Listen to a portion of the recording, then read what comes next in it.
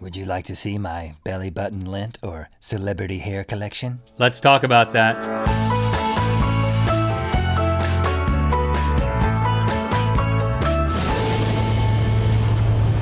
Good mythical morning. I didn't know you were starting, but I'm here and Hey, I'm ready. I'm starting. Today, we channel the happiness. Working title for the show, if we ever change it, channel the happiness. That's what, if we were gonna change the show, that's what I'd call it. How about, because it's a double meaning, channel and channel? There are lots of things, yes, you can collect stamps, rocks. I collected movie stubs for a long time. You collected Julio Franco cards for like a couple of years. Julio Franco. Fans would send us that. Don't do that anymore. But we have found some of the most bizarre things that people have decided to collect. I mean, this is borderline unbelievable stuff, but I just want to stress, these collections are real. They are real. These people are real. Yes. And these problems are real. Now, I don't know if these Let's channel the happiness into the first collection, celebrity hair. That's right, John Resnikoff holds the Guinness World Record, and he is for the largest and most valuable collection of celebrity hair. And he is considered, quote, the world's preeminent historical hair collector. Now we're talking a title I would like to have. We're not talking like wigs. We're talking locks of actual celebrity hair. This is almost unbelievable because I want to tell you that this guy's collection includes George Washington's hair, Napoleon's hair. The wig or the actual hair? Hair from these guys.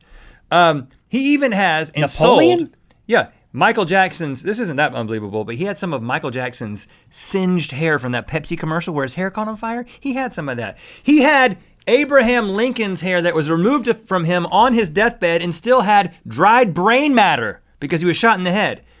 Yeah. In this collection, now I will say, Brody. This guy, he was on Pawn Stars and he was authenticating an autograph and he was wrong. And so some people have said that, well, maybe his collection is suspect, but it was confirmed by Guinness, and they're more thorough than we are.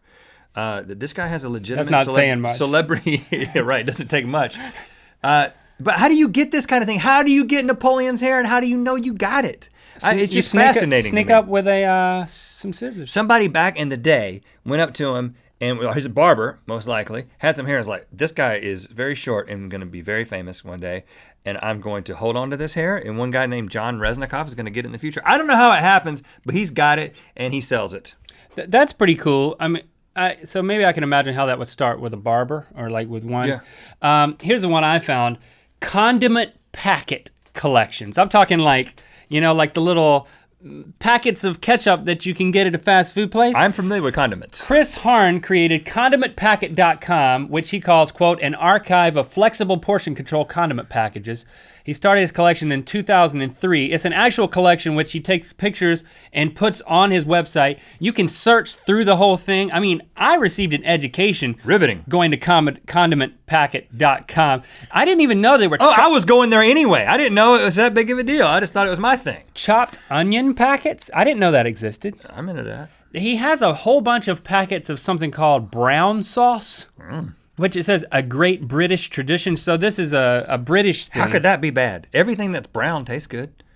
Well, a lot of times food that's brown tastes good. I can think of some things that are brown that don't taste if good. it's gravy, just call it gravy. Important note, he does not collect sauces, only the packets. Here's his process. I carefully remove the contents of my packets by slicing open the back along the seam with a sharp blade. I rinse the inside of the packets thoroughly to ensure all traces of sauce are expelled. I then wait until the packets are completely dry before I place them in a baseball card case to preserve them cleanly and safely for many generations. You can mail him packets! He gets rid of the insides. He gets rid of the condiment. He doesn't even put it on like a cracker? Send him your unopened, unsqueezed condiment packets. Get a free pin. Speaking of old condiments, Barf Bags. Maybe that was a stretch. Nick Vermeulen of the Netherlands.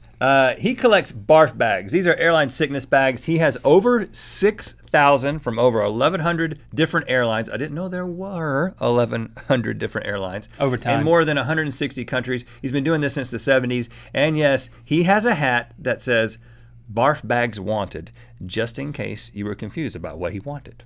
If you're like walking down the street, did he make them into a bed or is that just a photo opportunity? I think this was just a photo shoot. I can see how you maybe take one off the plane because they are for the taking. They are for the taking, and they are different. And you're like, well, I've got a few of these. Maybe I should just start collecting them. I mean, there's probably thousands of them out there. But my question is, how precious are these to him? In other words, would he use them in a pinch? Meaning, if he had to vomit, would he be like, well, I'm going to sacrifice one of my 6,000 barf bags? Probably not. And the question for you is, have you ever used a barf bag on a plane? Because I have not, and I've never seen it happen. I have not either, but my wife has almost used them many times. Like they've been poised for use. My brother saw a guy completely fill one up. You did it like it was a balloon animal. It was a flexible one. Maybe he's got that one too. Okay, since we're on bodily function type stuff, Graham Barker collects his own belly button lint. He doesn't collect anybody's, just his own, but it's still pretty weird. That makes sense. Started since 1984. He calls it navel fluff. Well, it sounds nicer that way. He said, I've read that if you do something every day for 3 weeks, it becomes an ingrained habit, and that's what happened with collecting navel fluff. The ritual of removing fluff from my navel and putting it in a jar prior to my daily shower became a habit, and now I've been doing it so long, it would take some effort to stop. Look at this picture. Navel fluff, 1984 to 1993.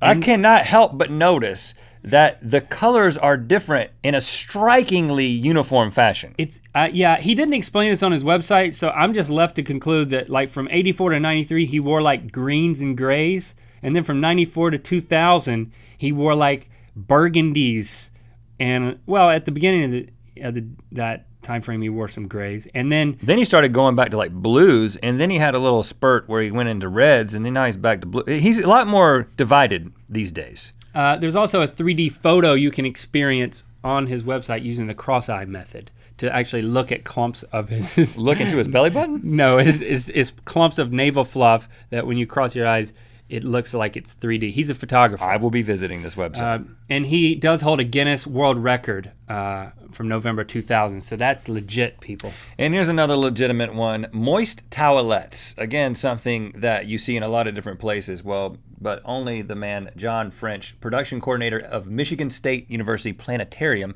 has chosen to collect these. And he again, is a guy that not only started collecting them on his own, he's been doing it for about 20 years, you can send them to him. And if you are, and I think he's gonna get some people knocking on his door, because if you go to Michigan State University, or you just happen to be in East Lansing, Michigan, you can go to room 100 at the Abrams Planetarium on the campus of Michigan State University. The Moist Towelette Museum hours are 9:30 a.m. to 4:30 p.m. Tuesday through Friday. It's his office. It's basically his office. Go to John French's office and say, we heard about you on Good Mythical Morning, and we're here to see your collection. Now, these are not wet wipes. These are like the things you get when you're eating ribs. These are not butt wipers things, no. They're hand wipes.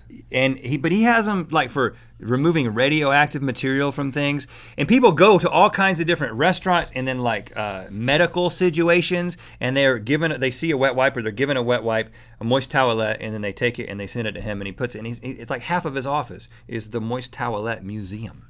And he's an interesting individual looking at the video. Yes. The finger pinkies, that's always a fun one, the finger pinkies.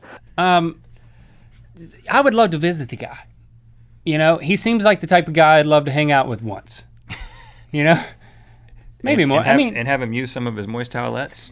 Yeah. I like to eat ribs with him and then pick any of the moist towelettes I wanted. If you had to choose one of these to collect yourself, which one would it be? I think I really like, I don't want to cut celebrities' hair unless I was celebrity hairstylist. I want to collect celebrity hair. Now, no doubt. The rest of these are kind of worthless. Who's going to pay $2,000 for that dude's belly button lint? You got Michael Jackson. You got Abraham Lincoln's hair.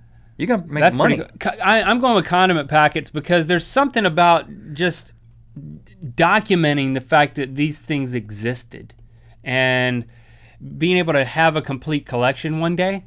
With belly button lint, it's never complete. Why don't you get started on that? I don't know. Or you could tell him, contact me at your death and I'll take over this. I don't know. Feel free to leave a comment with what you collect or what you think we should start collecting. Thanks for liking and commenting on this video. You can support the show by checking out lynda.com, Lynda with a Y, where you can find out about thousands of online video tutorials. You can learn video editing, motion graphics, 3D animation, photography, music editing, pretty amazing stuff. Free trial, courtesy of us. Make sure you use the URL lynda.com/RhettandLink. You know what time it is. Hi, I'm Stephen from Scotland, Edinburgh.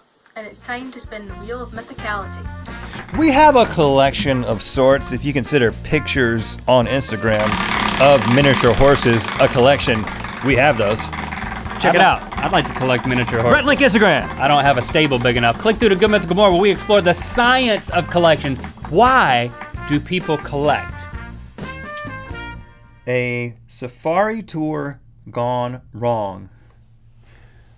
You know, I just feel like I should. Can I get closer to the animals? No, you gotta be in the back. Get in the back. You shouldn't be in the front. That's against the rules. Oh.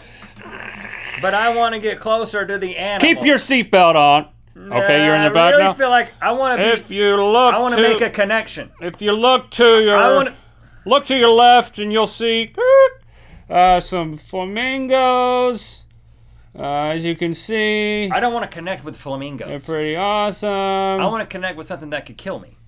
Can we go to something that could kill Hey, me? step out here, sir.